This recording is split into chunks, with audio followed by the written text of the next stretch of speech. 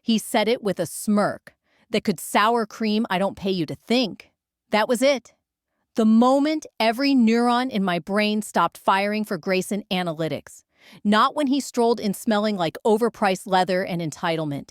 Not when he called it an algorithm 3 times in one sentence. No. It was right then after I had calmly explained to the room how the model was signaling instability due to synthetic leverage exposure, and he cut me off like I was a background extra on a sitcom.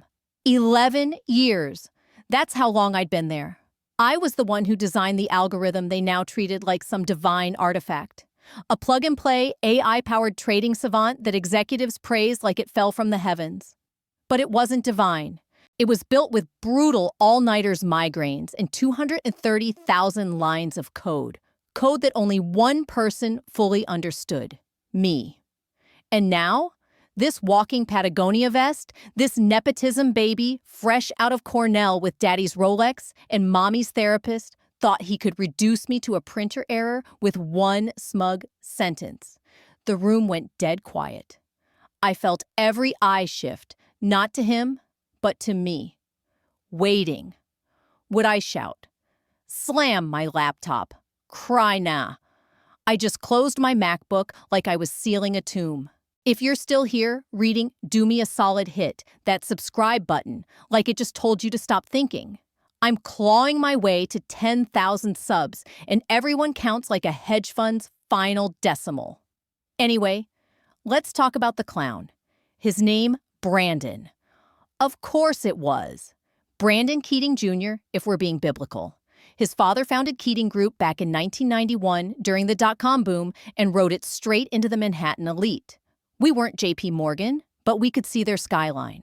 Brandon had been shadowing the executive team for exactly 19 days before they made the generational leadership transition. That's rich person code for dad gave the boy the kingdom and told the board to smile through it. He came into that Monday's all hands like a groomsman, late to his own rehearsal dinner, suede shoes, no socks spewing buzzwords like synergy and velocity. Then, mid-presentation, he stabbed a finger toward my deck like it owed him money. You're overcomplicating it, he said. This algorithm, whatever, it works. So stop tweaking it. I don't pay you to think. My hands didn't shake, my voice didn't rise. I just smiled a smile that meant war was coming. He didn't know it yet, but that sentence would cost him everything. My breath caught in my throat like a rusty nail. It wasn't just the insult. It was the way he said it, effortless, offhanded, like telling someone to grab lunch, as if dismissing 11 years of my work was just part of his Monday routine. Just another morning in the kingdom of entitlement. I looked at him, really looked. 27 maybe? That shiny, polished look you get from never being told no. Hair like he was auditioning for a Hallmark holiday special. Teeth too perfect. And behind all that slick confidence, nothing. Just an empty suit holding a sword he didn't know was sharp. I didn't argue.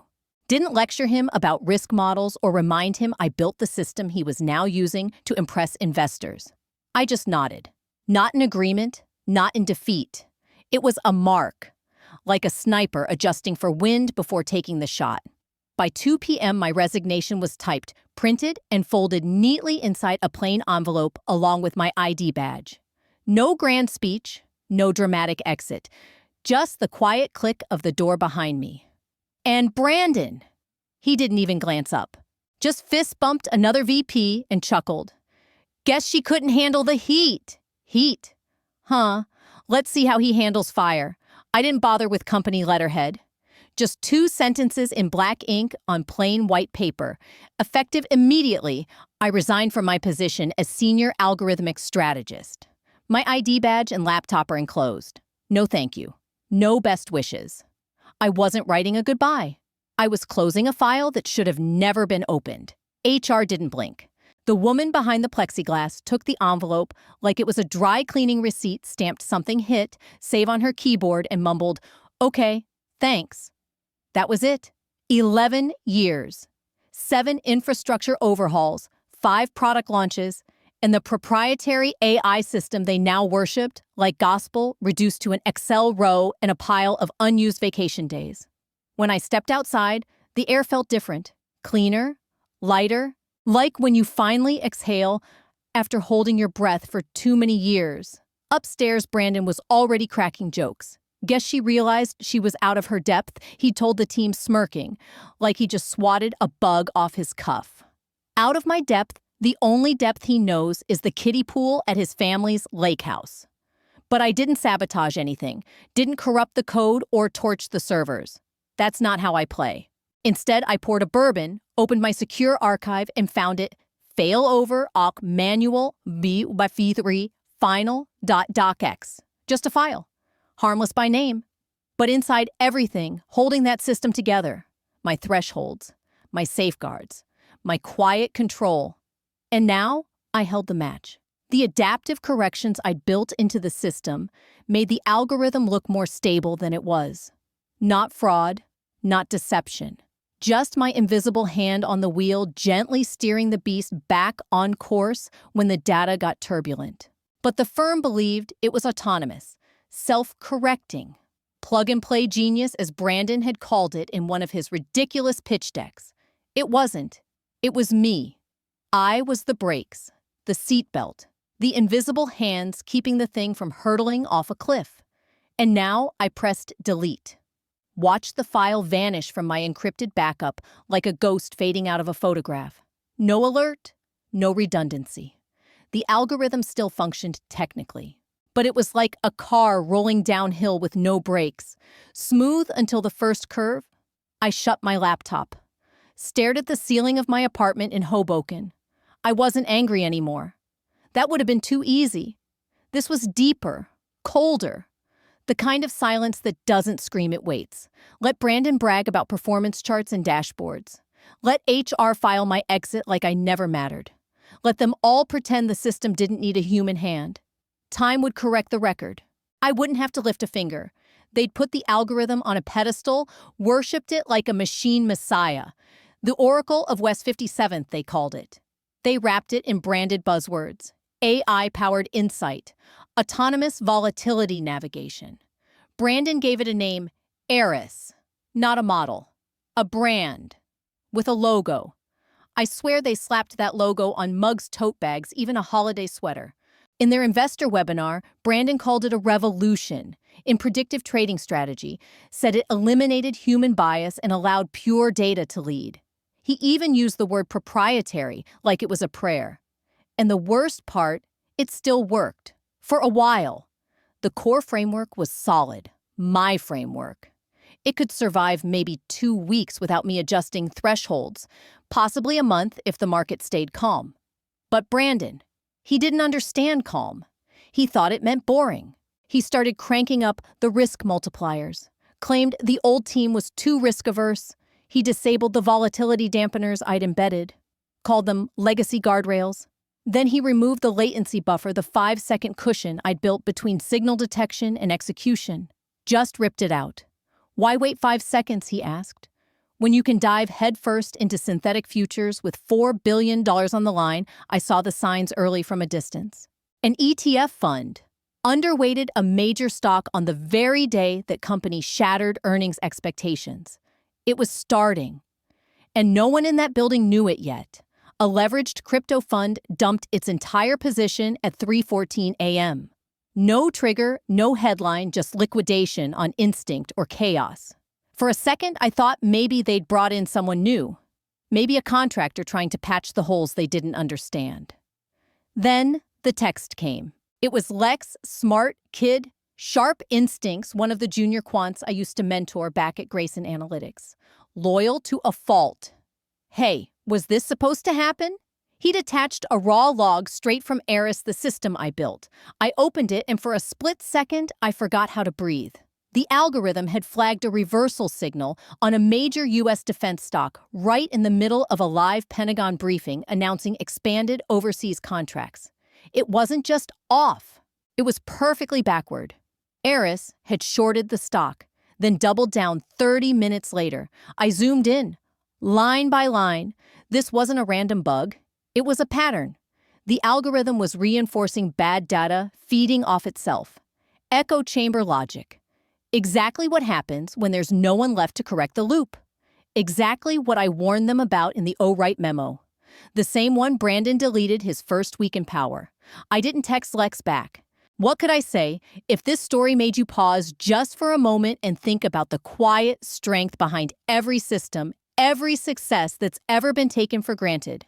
Then you're exactly who I want to build this space with. Subscribe to the channel, not just to follow what comes next, but to stand with the people who've been overlooked, underestimated, and told to stay in their lane. The next part of the story. Let's just say what I uncovered next didn't just shake a company, it shook an industry. Stick around. You won't want to miss what happens when silence becomes strategy. Don't worry, kid, just the plane flying itself into a mountain. So I stared at the screenshot. Not angry, not gloating. Just numb the way you feel watching your childhood home burn down from across the street. You don't sprint toward the flames. You don't yell for water. You sip your coffee and wait for the smoke to reach the sky. By the end of week 2, the warning signs were everywhere if anyone had been looking. The junior analysts were growing restless. Lex messaged again. A few others too. Faces I only remembered by Slack handles. Why is Eris long on negative yield bonds? Did anyone double-check the model signal window against the new macro cycle? Correlation tables look off. But Brandon, he was too busy finalizing the centerpieces for the investor dinner at the Peninsula. A bespoke risotto bar to match the firm's bespoke investment strategy, he said. Lex tried raising the issue through formal channels. Brandon answered with a shrug and a smirk. Markets are unpredictable, buddy. That's why we diversify. And then he said it. Chill. Like he was moderating a Twitch chat instead of piloting an $8 billion risk engine with no brakes. Compliance started sniffing, a few quiet inquiries for system logs. But Brandon rerouted everything. We're preparing audited summaries for the board. Translation hide the rot until the party's over. Full transparency as always. That was Brandon's favorite line code for we'll cherry-pick the data until it doesn't look like a grenade rolled through our balance sheet. I watched from a distance, silent. From the clean, sunlit office of my new firm in Midtown Manhattan, where people actually read documentation, said, please and thank you, and didn't treat engineers like disposable hardware, I watched the old structure rot from within. And I'll admit, vengeance had a scent. Warm, sharp like ozone before a lightning strike. But it wasn't glee. Not really. It was something quieter, heavier, sadness. Most of the folks still stuck at Grayson Analytics weren't bad. They were smart-driven, trying to make something of themselves under a man-child with a trust fund and too much hair product, drowning under decisions they didn't make. That's why what I did next almost hurt. I'd left behind a ghost script. Nothing malicious, just a passive watchdog. A quiet bit of code that pinged my sandbox server when Eris the algorithm deviated too far from sanity. It didn't interfere, didn't make trades, just watched. And for a while, it stayed silent. Until now. Ping 3:42 a.m. Eastern Standard. Model divergence level 3. Confidence integrity 12.7%. That wasn't a red flag. That was a flare gun inside a fireworks warehouse.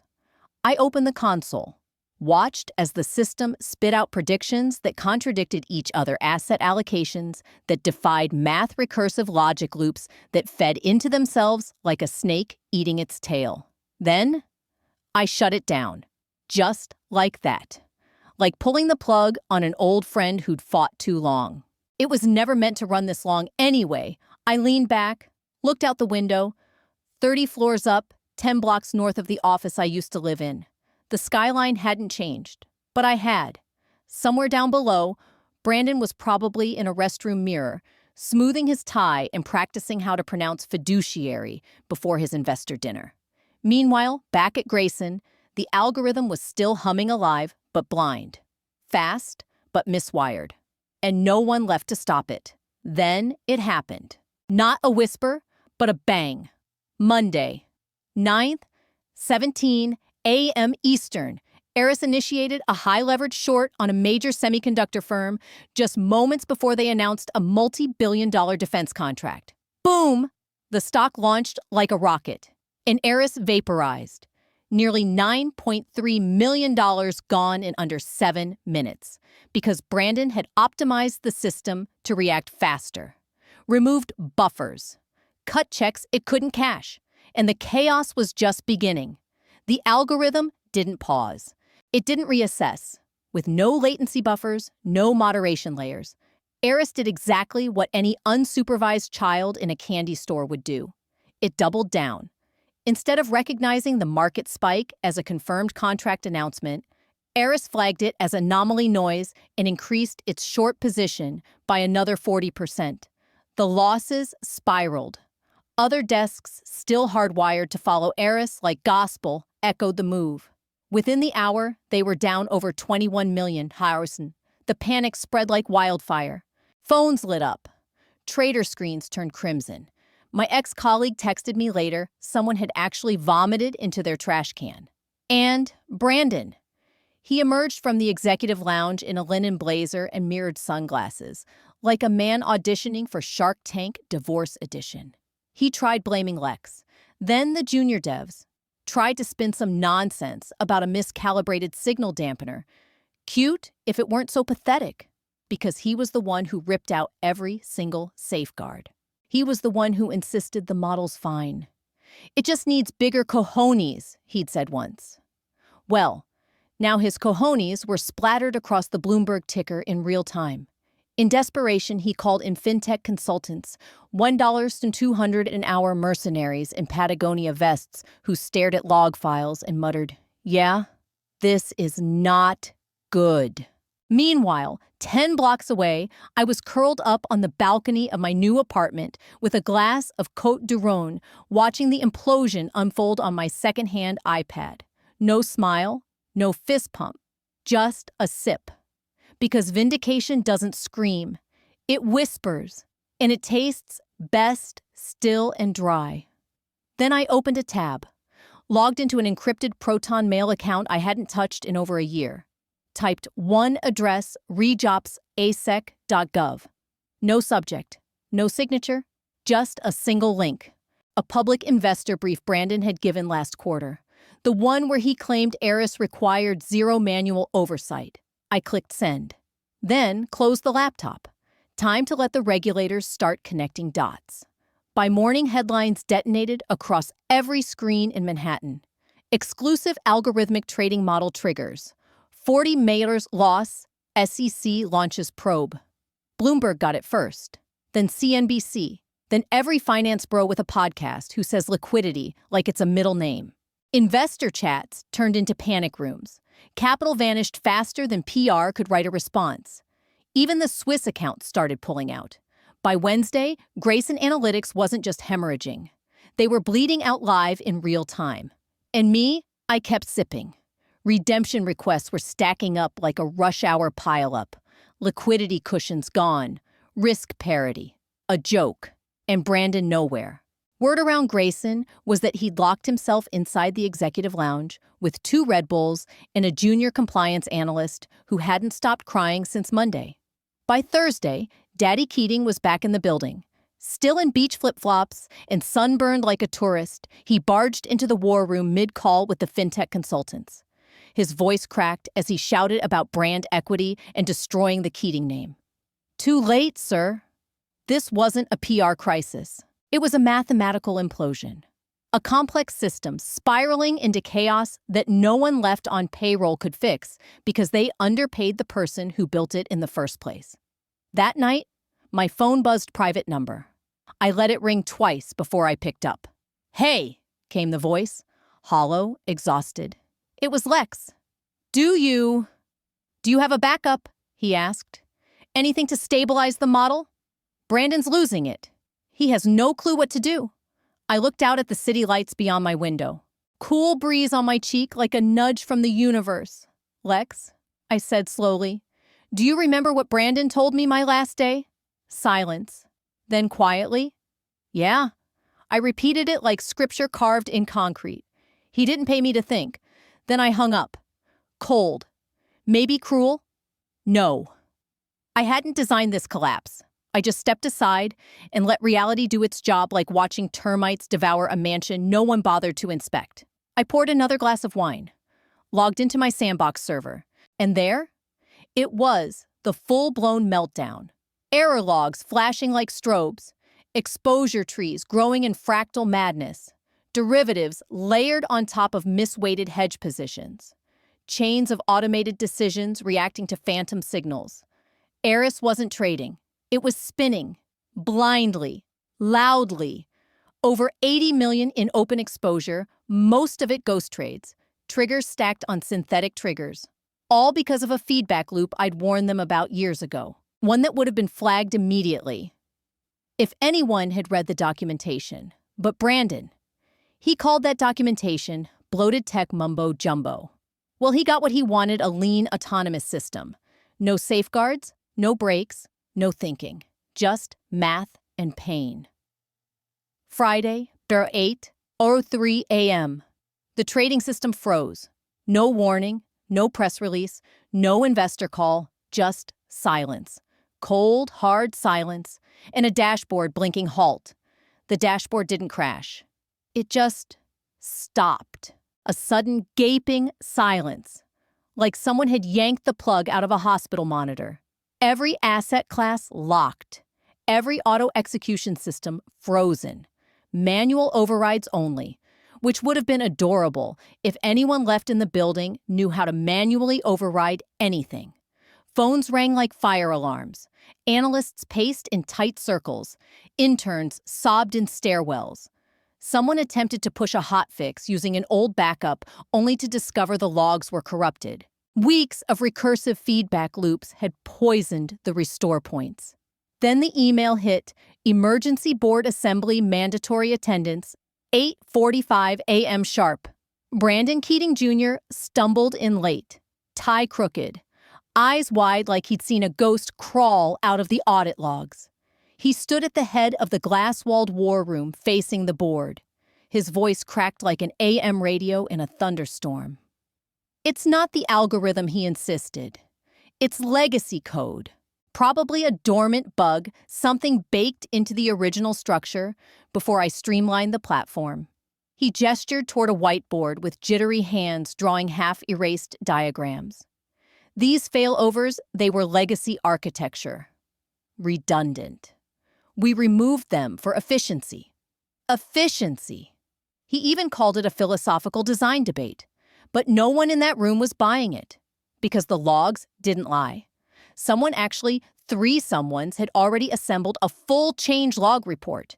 Every bypass safeguard, every deleted error handler, every throttle stripped away, all time-stamped, all IP traced, all authenticated. And they all pointed to one name, Brandon Keating Jr. Then the founder entered, Harlan Keating, 27 years old. Built Grayson Analytics from scratch with nothing but a Bloomberg terminal and a rented WeWork desk. A man who once told Barron's he'd rather eat drywall than hand the firm to someone unqualified. And there he was, now, red-faced shirt, half-untucked sweat bleeding through the collar. He didn't speak right away, just stared at Brandon. Long, hard, like trying to recognize a sun in the wreckage of a burning car. Then he snapped. "You killed it!" he screamed, pounding his fists on the glass table. Spit flying. "You took everything we built and turned it into a goddamn clown show." Silence followed. Thick, suffocating.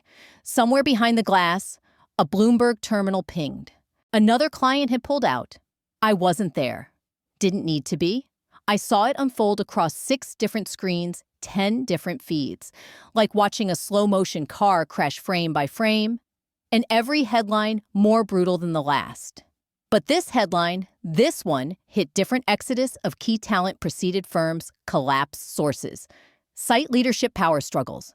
That was the truth, wasn't it? They thought people were interchangeable, that the system ran itself, that software could replace experience. But when you push out the brain, the body dies. I leaned back in my chair, fingers laced behind my head, breathing in the quiet. A different kind of quiet, one that didn't demand retaliation or applause. This wasn't revenge, and it wasn't smug satisfaction. This was balance. A long overdue correction in a market drunk on its own mythology. Let them call it a glitch. Let Brandon rewrite the ending in whatever language his crisis PR team could muster. But everyone in that boardroom, they knew the truth now. The algorithm didn't fail. They did. The client on the line chuckled softly, the kind of confident hum only 7 zeros can produce. "I'll sign today," he said. "I don't even need the rest of the deck. Just send the contract." I clicked send on the DocuSign, leaned back. Finally, after months of watching from the shadows, I let myself smile. Not big, not loud, but real. 7 figures. Clean, ethical, built on a model that thinks before it moves, built by a team that listens, really listens. No panic calls, no screaming executives, no Brandon Keating Jr. mispronouncing algorithm like he was pitching a tech segment on reality TV. Just the steady hum of servers running as intended. Just people who respected silence as much as signal. That afternoon, the story broke. Not another rehash of Grayson's collapse. That had already been dissected by every financial blog and YouTube commentator high on espresso and moral outrage. This one was different. Architect of Eris algorithm to lead AI division at Rival Fund. The headline read, front page, full spread, my face, my name, no longer buried in an appendix, no longer the quiet one behind the curtain. The article came with quotes from investors, analysts, even competitors. Words like disciplined, visionary, and deeply human intuition applied to machine logic. And right beneath it, a photo of Brandon leaving some private building head down, no tie, flanked by 2 people who looked suspiciously like crisis consultants. The firm fire sale. Everything they could unload, they did. Fast. But here's what made my coffee taste just a little sweeter. We quietly acquired one of their distressed portfolios. Not the flashy stuff. Just a buried quant model they never understood. We got it for 11 cents on the dollar. And the name on the integration memo, mine. One of Grayson's secondary data vendors had posted a quiet little update on LinkedIn. Deeply discounted infrastructure assets priced to move. No panic, no press release. Just a line in a feed that most people would scroll past without blinking. But someone leaked a term sheet a few hours later. Brandon Keating Jr. is name gone. Not redacted. Not demoted. Erased, like he'd never existed. But here's the part that made my coffee taste just a little warmer that morning. We, my new firm, tucked safely 10 blocks north and 30 floors higher, had quietly acquired one of Grayson's distressed portfolios. Not the big, loud, investor-facing assets. We didn't want the scorched earth stuff. Just a back-end IP bundle. A failed quant project no one had touched in over a year. Forgotten by Brandon, but not by me. The kicker, we got it for 11 cents on the dollar, and the name on the internal memo assigning integration oversight mine. I stared at the screen, blinking at my name like it was the signature on a final chapter. Click the file, open the archive, and there it was, my original data framework. The same architecture I designed 5 years ago. Still clean, still elegant, still breathing beneath the rubble, like a violin left in a pawn shop. All it needed was the right hands. I didn't make an announcement, didn't loop anyone in. I just leaned back in my chair, laughed soft, low, just to myself. Didn't even look up from the screen when I said it. I get paid to think. And that's the truth. To every analyst, developer, engineer out there who's ever been told they're too cautious, too technical, too quiet, they said I was too cautious, that I over-explained, that I made things more complicated than they needed to be. But what they really meant was I made them uncomfortable, because I understood the system better than they did, because I saw the cracks before they became craters, because I thought. And for some people, thoughtfulness is a threat. If you're still watching, still listening, then maybe you've been there too. Maybe you've been the person in the room who saw the warning signs and got silenced, the one who kept it all running while someone else took credit, the one who got pushed out when things got too political. So here's what I'll ask from you. Drop a comment. Tell me where you saw this happen. At work, in life, anywhere. Let others see they're not alone. And if you felt even 1 ounce of satisfaction watching that system collapse without me, hit that like button, hit subscribe, because this space isn't just for revenge stories. It's for reclaiming truth quietly, deliberately, with dignity. And if you take anything from my story, let it be this. Never let anyone convince you that thinking is a flaw, that caution is weakness, or that silence equals ignorance. You don't need to yell to lead. Sometimes the strongest move is simply walking away and letting gravity finish what ego started.